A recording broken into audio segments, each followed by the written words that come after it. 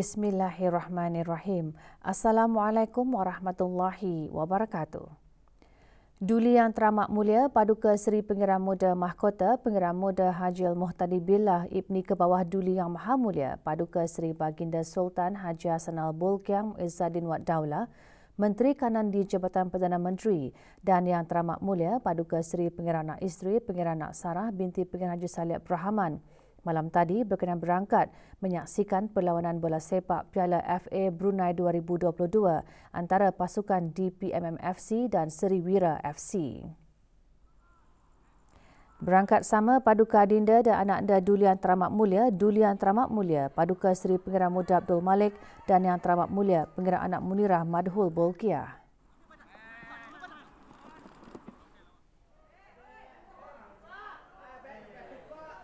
Dalam perlawanan tersebut, pasukan DPMM FC memulakan aksi saingan dengan meraih 3 mata penuh setelah membelasah Seriwira FC 18-0 dalam aksi kumpulan E.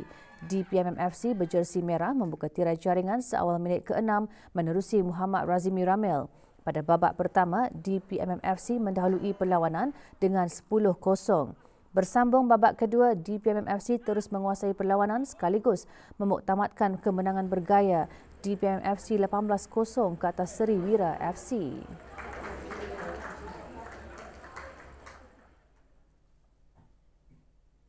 Status harian normal baharu COVID-19. 2 kes dalam kategori 4 iaitu memerlukan bantuan oksigen dan di bawah pemantauan rapi.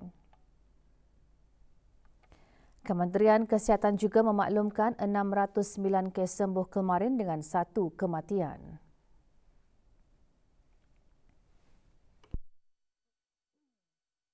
Jumlah keseluruhan pemberian 2 dos vaksin COVID-19 bagi kanak-kanak berumur 5 hingga 11 tahun ialah 81.7%.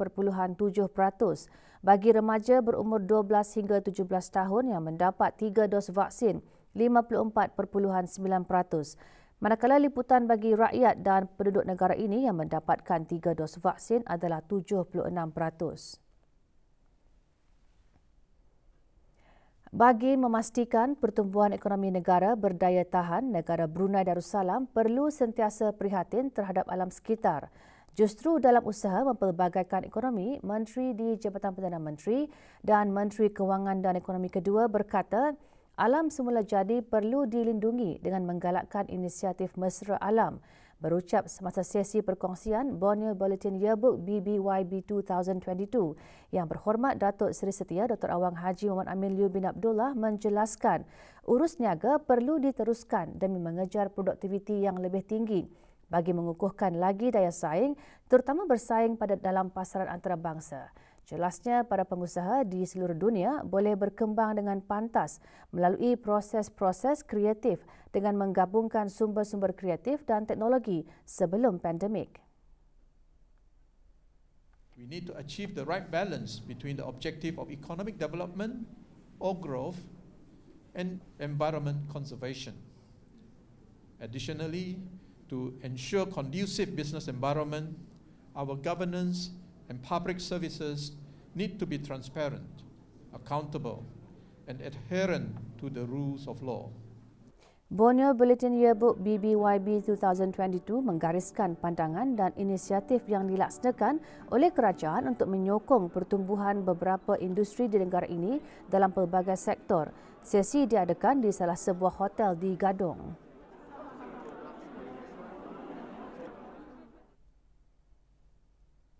Masjid Suri Seri Begawan Raja Pengiranak Damit Kampung Madang Manggis malam tadi mengadakan sambutan awal tahun baru 1444 Hijrah. Majlis dimulakan dengan bacaan surah Yasin dipimpin oleh Awang Muhammad Khaizuan Amali bin Haji Kamsani, Imam Masjid berkenaan. Majlis diselajurkan dengan penyampaian derma bagi anak-anak yatim yang disempurnakan oleh Datuk Seri Paduka Wang Muhammad Reza bin Datuk Paduka Haji Muhammad Yunus, Timbalan Menteri di Jabatan Perdana Menteri.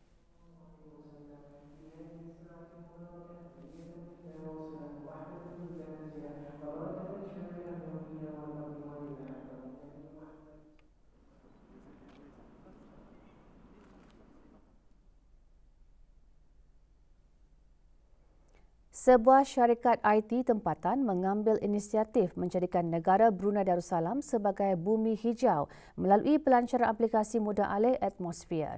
Aplikasi tersebut bertujuan untuk menyokong pelaksanaan strategi dua dasar perubahan iklim negara Brunei Darussalam BNCCP untuk menanam 500,000 pokok menjelang tahun 2035 dalam usaha mengurangkan pencemaran.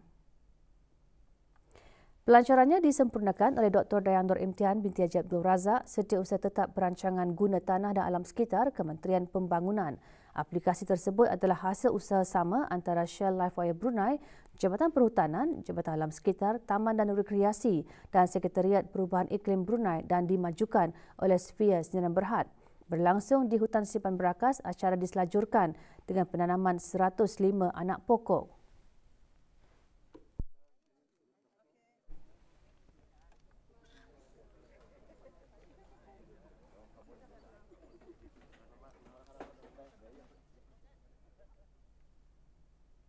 Anugerah Express E-Hits kedua yang diadakan malam tadi di Hasrat menjadi satu platform bagi mendukung industri kreatif negara ini dan sebagai galakan bagi para komposer, penulis lirik dan penyanyi tempatan untuk terus berkarya dan menghasilkan lagu-lagu yang berkualiti. Anugerah Anjuran Jabatan Radio Televisyen Brunei RTB berlangsung di Jurudompa MP Theatre. Hadir Pengarah Haji Muhammad Hasnan bin Pengarah Haji Ali Hassan, Setiausaha Tetap Kebudayaan di Kementerian Kebudayaan Belia dan Sukan. Juara anugerah dirangkul oleh lagu Luka yang dinyanyikan oleh D. Trivo, manakala lirik dan komposer oleh Rapul Rizal. Juga hadir Awang Chong Chi Kiong, pemangku pengarah RTB.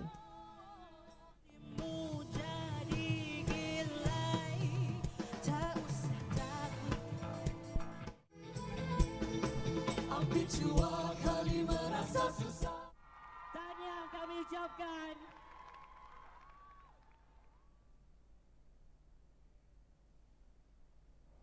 Lepak Batu 1 Volume 1 yang diadakan malam tadi mengumpulkan lebih 30 pengusaha tempatan.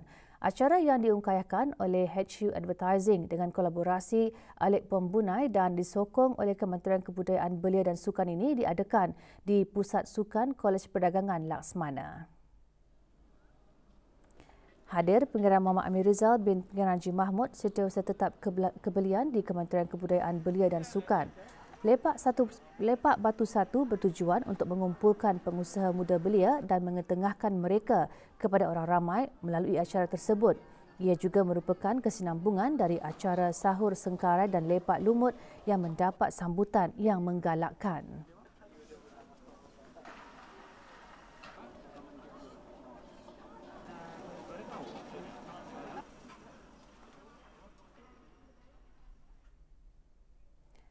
Menghayati penghijrahan Rasulullah SAW merupakan wadah bagi pembentukan dan pembangunan insan syumul.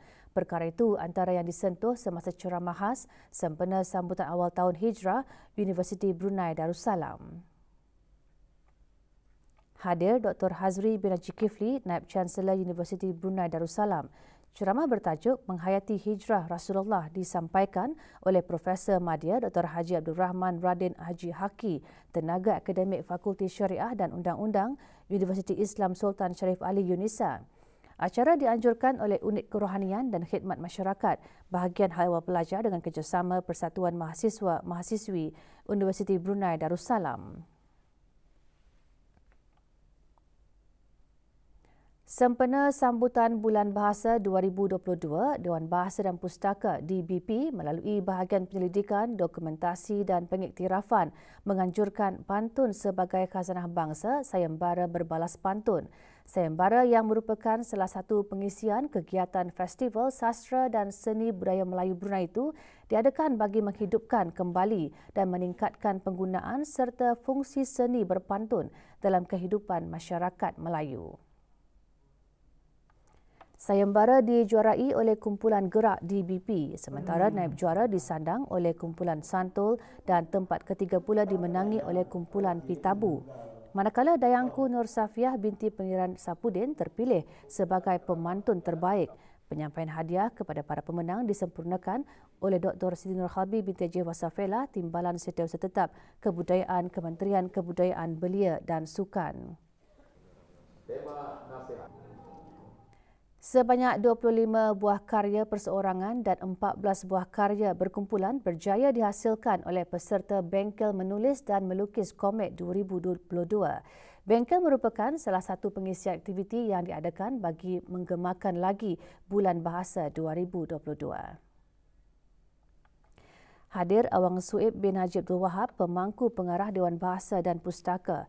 Bengkel diharap mampu membantu peserta untuk terus melahirkan karya kreatif dan mengangkat komik tempatan ke peringkat yang lebih tinggi selain dapat melahirkan lebih ramai penulis dan pelukis komik yang kreatif.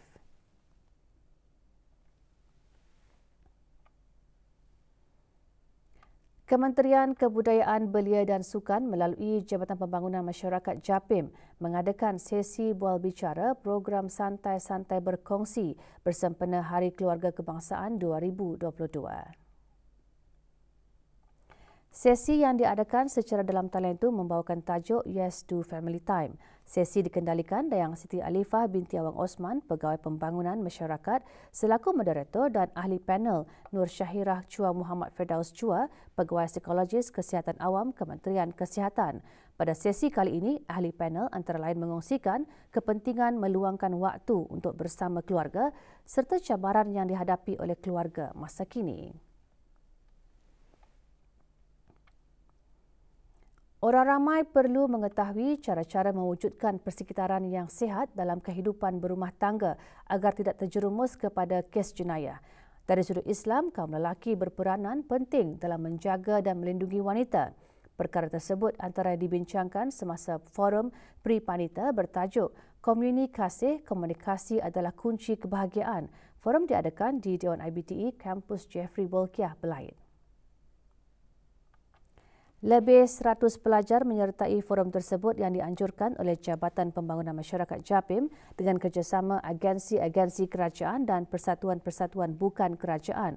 Forum dibincangkan oleh beberapa panel yang terdiri daripada Pegawai Nasihat Keluarga, Unit Siasatan Jenayah Penderaan Wanita dan Kanak-kanak, Pegawai Kebajikan Perubatan serta pengasas dan pengarah eksekutif projek Women and Girls Development Enterprise.